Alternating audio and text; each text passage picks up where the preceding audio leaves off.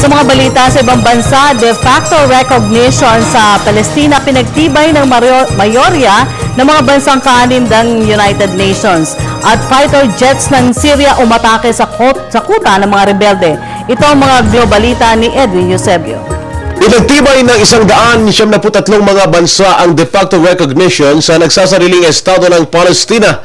Kasunod ito ng panawagan ni Palestinian President Mahmoud Abbas.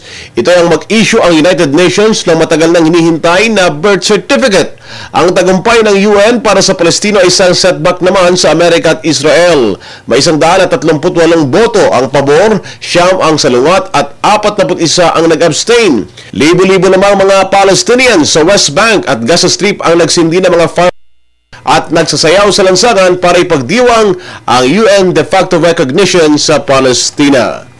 Samantala, binomba ng mga eroplanong pandigma ng Syria ang kuta ng mga rebelde. Ito ay ang lugar na malapit sa Damascus airports, dahilan para ilang flights ang maantala. Sinabi ng mga aktivista na nakipagsagupa ang mga security force sa rebelde. Ito ang mga nagtatangkang magpabagsak kay President Bashar al-Assad.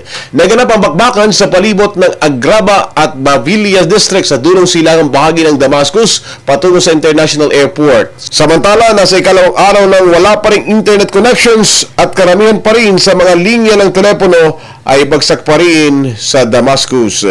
Para sa Telebisyon ng Bayan, Edwin Eusebio.